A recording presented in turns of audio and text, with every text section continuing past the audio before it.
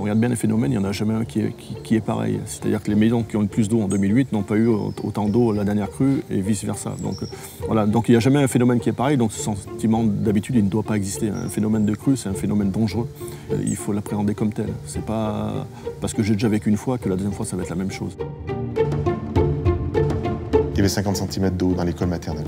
C'était le mercredi et c'était journée repos à l'école. Heureusement, puisque sinon, je pense que l'évacuation aurait été beaucoup plus compliquée.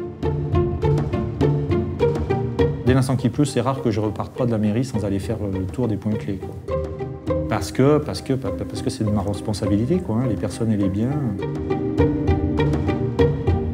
On a eu déjà des intensités fortes. 50 mm/h, c'est pas si fréquent que ça, même en octobre et même en Ardèche. Et de plus, il y a eu ce problème de stationnarité qui est, lui, on va dire, encore moins fréquent. La stationnarité, bon, c'est toujours ce qu'on redoute dans ces épisodes méditerranéens. J'ai connu peu de pluie comme ça dans la durée. Sur un moment très très court, ça peut arriver, mais une durée aussi longue, c'est vraiment très rare.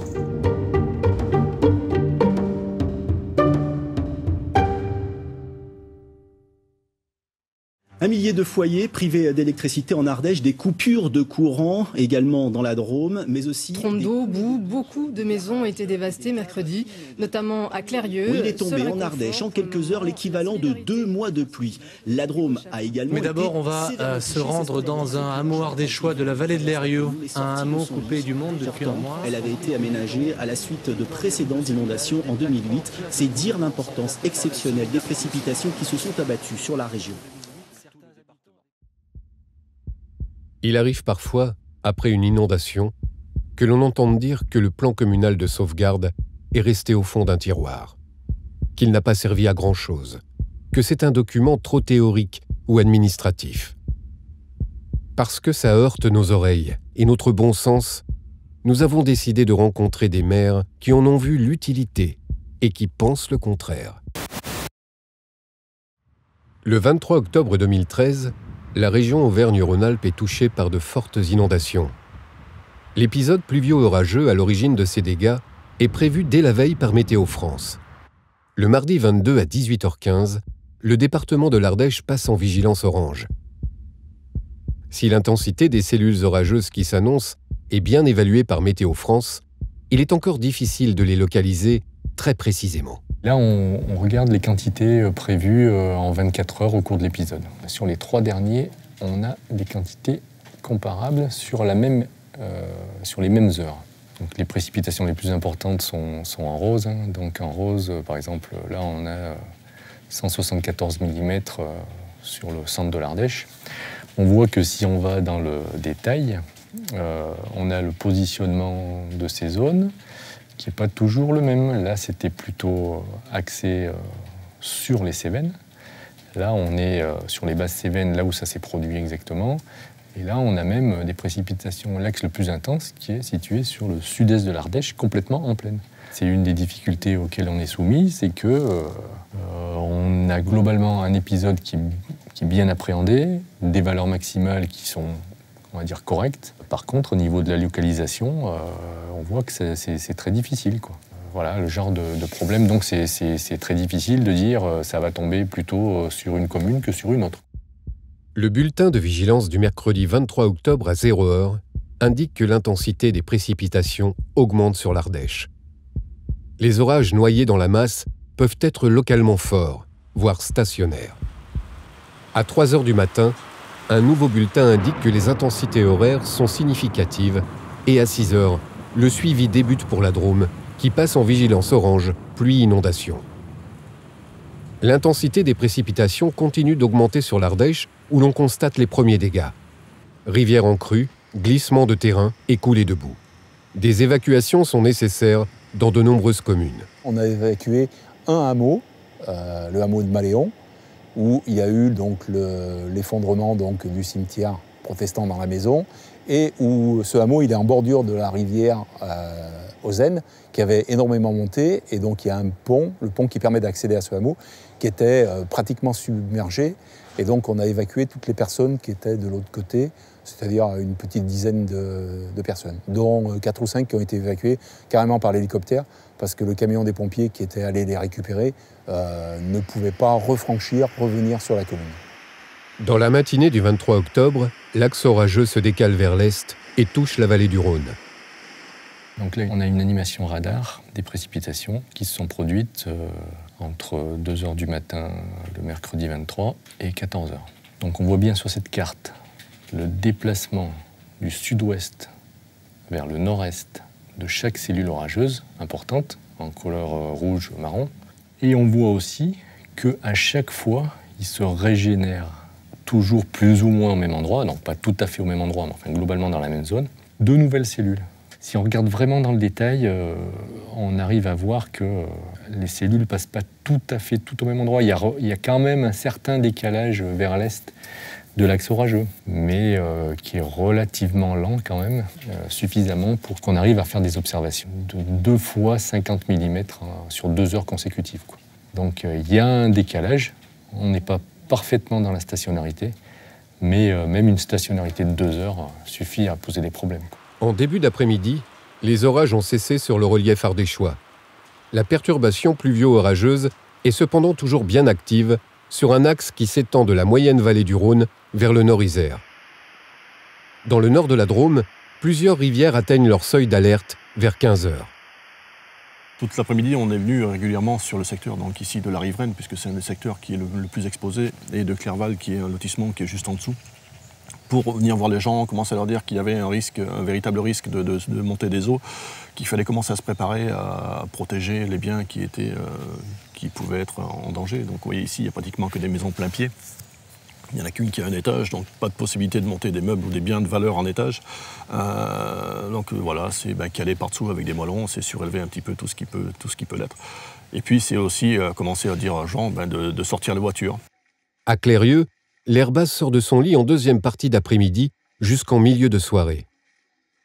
200 habitations sont évacuées préventivement. Il y a toujours des gens incrédules, des gens qui hésitent à se mettre en sécurité. Du coup, ça veut dire que les services de secours arrivent pour les aider à évacuer et les prendre en charge. Ils ont le sentiment de pouvoir faire quelque chose quand l'eau arrive, alors qu'on ne peut rien faire quand l'eau arrive. Mis à part attendre qu'elle redescende, malheureusement, on ne peut rien faire. C'est pas parce qu'on est ici avec une raclette ou une serpillière et un seau qu'on va protéger sa maison. Il faut être un moment réaliste. Mais c'est très dur dans l'imaginaire des gens d'abandonner sa maison et de la laisser exposée à tous les dangers. 80 habitations seront finalement inondées, parfois sous plus d'1,20 m d'eau. Le plan communal de sauvegarde, réalisé après la crue de 2008, a permis à la commune de mieux anticiper et d'être plus efficace dans les actions mises en œuvre. Qui va taper à leur porte? Où on les accueille?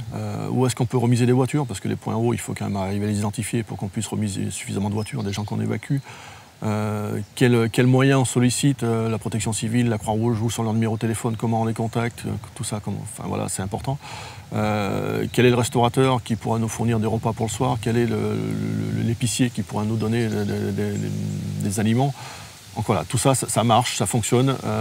Quelle maison on va secourir à tel endroit, combien il y a de personnes dedans? Donc tout ça, c'est des éléments importants. Et ça a marché parce que nos fiches étaient à jour, parce que nos éléments de synthèse étaient prêts. À 30 km au nord de Clérieux, la commune de Haute-Rive se bat elle aussi contre l'inondation de son centre-ville causée par une crue majeure de la Galore. 35 maisons, des entreprises, des commerces et plusieurs établissements publics sont sous 50 cm à 1,50 m d'eau. Nous, on n'avait pas de plan communal de sauvegarde à l'époque. On avait un plan communal de sauvegarde depuis 2008, mais très sommaire. Et là, heureusement qu'on avait le chef de corps qui m'a pris dans son bureau pour faire un peu le point sur les personnes qu'il fallait évacuer en urgence. Donc on a pensé à quelques personnes âgées qu'il fallait évacuer. Et puis en cours d'évacuation, le chef de corps m'a dit « mais et la crèche ?» Et là, ça fait... Voilà, donc on a tout abandonné et on s'est rendu en urgence à la crèche, où là, il y avait 8 enfants qui étaient en train de jouer sur le sol. Donc les assistantes maternelles qui étaient en train de jouer avec les enfants étaient très surpris de nous voir arriver, de ne pas avoir sonné à la porte. Et on a pris les enfants tout de suite dans nos bras Et on a évacué les enfants en urgence sans prendre forcément toutes les affaires. Et en sortant déjà de la crèche, il y avait une vague très importante puisque l'eau s'était accumulée sur des maisons voisines.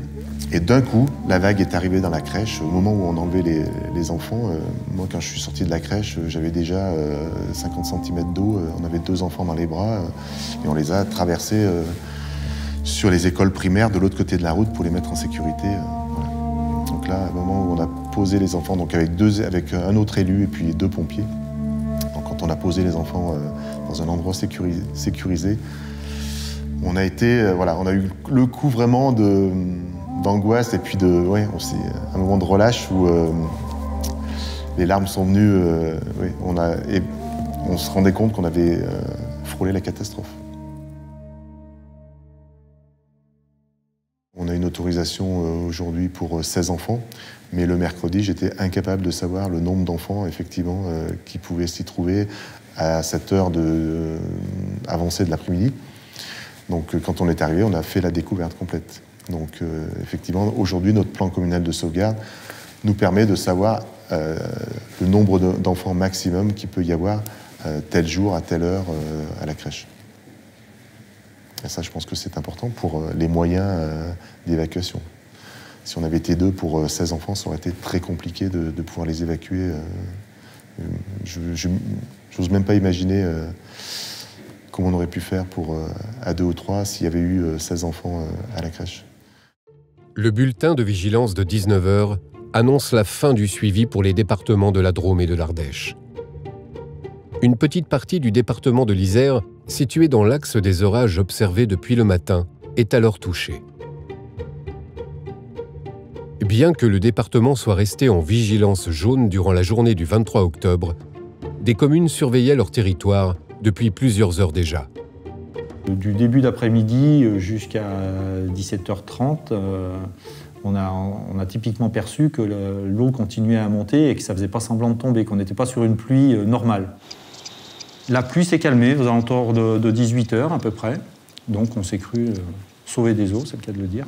Et d'un seul coup, en fait, on a eu une recrudescence aux alentours de 19h, où là, c'est là qu'on a eu à ce moment-là donc les débordements, et dans les 2 grands axes principaux qui traversent la commune, de l'eau qui descendait à torrent, quoi. Et là, à un moment donné, donc moi j'ai déclenché le plan communal de sauvegarde, alors partiellement, mais notamment parce qu'on avait des naufragés de la route. J'ai appelé les plongeurs, typiquement sur une voirie, où on voyait une voiture qui était environ dans 80 cm d'eau, et avec les phares allumés, qui était à 25 mètres de nous, mais on ne pouvait pas y aller tellement qu'il y avait du courant.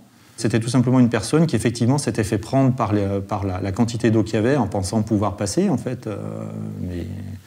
Et du coup, qui a pu s'extraire d'elle-même, qui avait laissé la voiture là, sans rien dire à personne. Et c'est avec la plaque d'immatriculation que les gendarmes ont pu identifier le propriétaire, qui était rentré très tranquillement chez lui. Sur l'ensemble de l'épisode du 23 octobre 2013, Météo France a mesuré plus de 200 mm de pluie en Ardèche, plus de 150 mm dans la Drôme et plus de 80 en Isère.